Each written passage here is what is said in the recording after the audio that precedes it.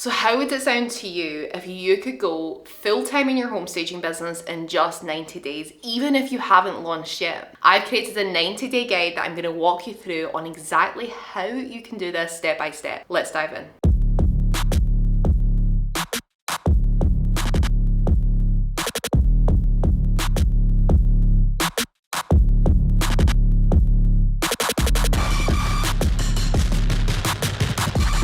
So behind me here, I have my yearly wall calendar, and I'm looking at if I had 3 months, just 90 days to go full time in my home staging business. If I was starting from scratch, what would I do? What would be every step that I take? Now this started to grow arms and legs as I started to map it out into 90 days and realized this video would go on forever. Plus you might want this just written down as a plan that you can follow. In this video, I'm going to take you through the first phase of 30 days, which is all about launching, and then I'm going to give you access to my free guide, which explains the full 90 days, including phase 2, acquiring, including phase 3, which is scaling.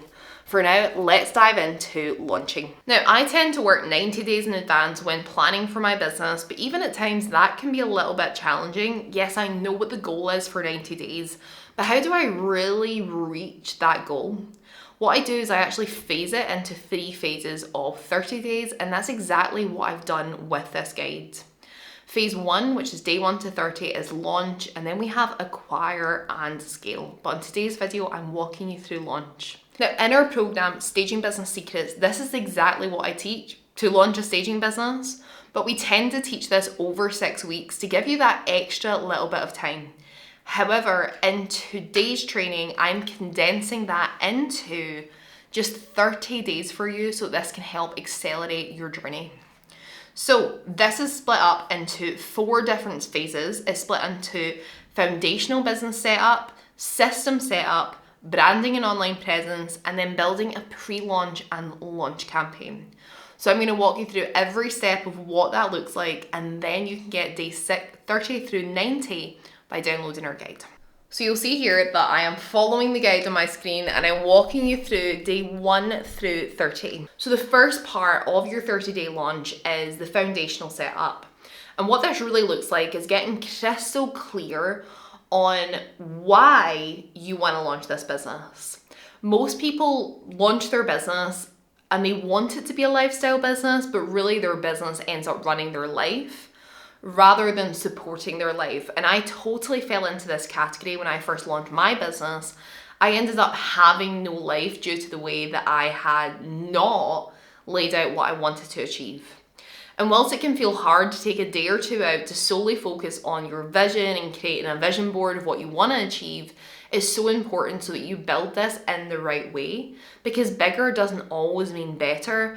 It's really about building the business that's correct for you, the time that you've got, and the money that you want to earn. On the money section, you're going to get very, very specific on the money that you would like to earn from this business. I call it your monthly survival budget. Your monthly survival budget is the money that you need to earn each month in order to live. So without the luxuries to pay the bills, pay your mortgage, pay for your car, fuel, groceries, everything you need to survive, you want this business to cover that. When you've covered that monthly survival budget, that is your time to make the move from your 9 to 5 to going full time in your business. The next part of your foundational business setup is working out who it is that you're going to serve. Now, most people start with what they want to offer, what they want to sell, but they don't think about who the end user and client of this product is. And that is one of the most vital parts of the process, is to work out, right, who am I actually designing this service for, and who am I most uniquely positioned to serve. From there, knowing exactly who you want to serve, I recommend doing some market research into the other companies that offer this service. Now, this is where I see many people spiral out of control because they see that there are other people offering these services and they panic that there is no room for them in the market. And it's simply not true. Think about all the clothing brands that you buy from and the reason that you buy from them. They are all different price ranges, and also all different looks and feels and different client bases. Same with supermarkets, car brands, any of these things, there is space for more than one. The sole reason for you researching these people is just to see who exists, what their price offerings are, what their branding's like, and where the gaps are in the market so that you can fill that gap. Once I know who's out there, who I want to serve, I'm then going to choose my signature service. Your signature service is the sole service you're going to provide in your staging business that becomes your signature and you become a master at it. I work with a lot of women who are multi-passionate and they want to be interior designers, home stagers, handymen, they want to paint, they want to clean the properties. Just focus on one service and one service alone, become known for it, master it, and then offer additional services later down the line. It's exactly how I built the Property Stagers. I didn't start furnishing vacation rentals until like a year into my journey. Once you know what your signature service is going to be, the next thing is to put together a pricing structure of how you're going to make money from this, what your profit margins will be, and what price that you will charge to the client. Now all that official stuff is out the way, the next thing for you to do is to choose a brand name and officially get it set up with whatever incorporation you need to, depending on where you're based. Don't spend too long deciding a brand name. You can choose a beta name for now that's going to help you get set up and just get launched. I remember from interviewing the co-founder of Netflix, Mark Randolph, he actually named Netflix something completely different when he launched it, just so he could get it off the ground. He knew that he would take far too long deciding on a name and knew that launching was more important. And it's the same for this very same structure that I'm teaching you today. Once you've chose that brand name, make sure you secure the domain and all of the social media handles. The next part of the process, and what a lot of business coaches and those who teach you to launch don't focus on initially, and this is setting up your systems. I do focus on this because I do think it is incredibly important to be structured from day one rather than later on in your business, where it's a lot harder to backtrack your steps and to implement the systems later. It doesn't have to be anything too overwhelming. An accounting software, making sure you've got a business bank account to actually accept payments, having your CRM system in place, and then also what's vital for a staging business is a calendar system, right? Having a calendar where you can schedule in clients.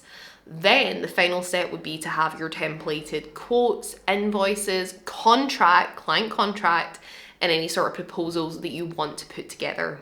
I'm not going to go too in depth into what this looks like. I give you all of the systems, the contract, all the templates you need inside Staging Business Secrets. It's just a quick nod that you will need to have these set up before you launch. Now we're into the fun stuff and we're talking about brand and online presence. Well, the very first step is to choose a logo, choose a color scheme, and get this drafted up really quickly. Remember, we only have 30 days. And if this doesn't fall into your skill set, graphic design, especially on a computer, then just outsource this to someone on the likes of Fiverr, and they'll be able to put it together for you super quick and inexpensively.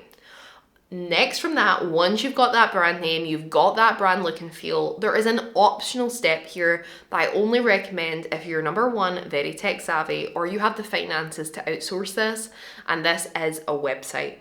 A website is a great place to almost have as a hub to send your clients to and to look a little bit more professional. However, it's not a requirement, and I really want to make that super clear. Many of our clients have went on to generate hundreds of thousands in revenue without a website, but just with their social media platforms.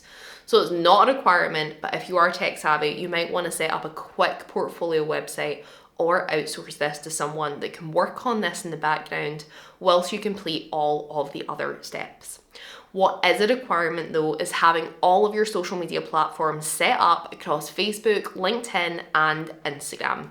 These are really the only three key main platforms that I personally believe you need. So stick with these, have them set up, make it super clear what you offer, who you help, so that if someone arrives in that profile, they know exactly if they need your services or not. The next thing I would do in my 30 days is I would map a little piece of paper out with my brand story and why I'm uniquely position to serve this person. There's going to be something in your brand story that speaks to that person who's buying from you, that says this person is qualified, they're likable and trustable. It might be that you have furnished and staged your own properties in the past, had experience in property, had experience in interior design, or you might have had none of this experience, but had something in your life that's brought you to this moment to launch this business, and that's the story that you want to share. Once I've mapped out my personal brand, I would then look at, right, what are the content pillars from which I can share from in social media so that my content that I create and the marketing that I create is always relative to my personal brand, my business brand, and what my client would like to see from me online.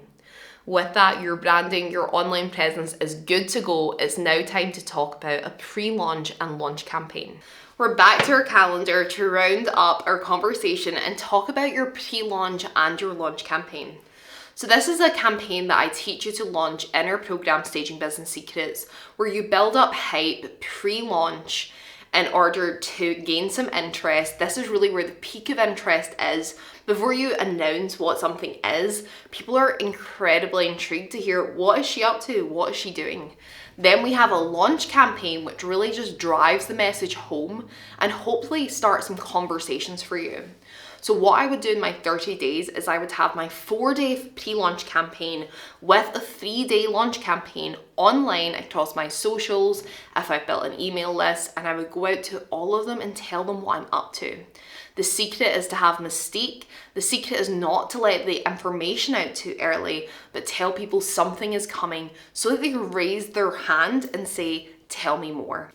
Alongside my launch campaign, I'd also have like a one-time only launch offer that I can go out to potential partners like real estate agents or someone that I want to work with and ask them to introduce me to clients who might be interested in this service and that I can really serve. At the same time, I'm going to be leveraging my own contacts from previous jobs, previous lives, and be speaking with them about the idea and asking them if they have a need or they might know someone else that does. Many of our students actually find their very first client just through having these conversations, asking the right questions and approaching it in the right way. That will take us to day 30. We will be launched and we'll be ready to enter into phase 2, which is acquire. The next 30 days is all about acquiring as many clients as possible and building as much experience as possible. Of course, this will be a slightly time-consuming project to actually carry out these staging installations, but is such valuably used time. We're going to be looking at how to acquire those clients both online and offline. And then in phase 3, which is our final 30 days of the 90 days, we're going to be looking at, right, how do I now scale? How do I become the go-to stager in my space that is on everybody's mind and that is highly visible? Now, if you want to get a copy of this 90-day guide that I've created just for you, I've linked it in the description of this video, so go grab that link. All you have to do is put in your email address and I will send it directly to your inbox. With that, I'll see you on our next video.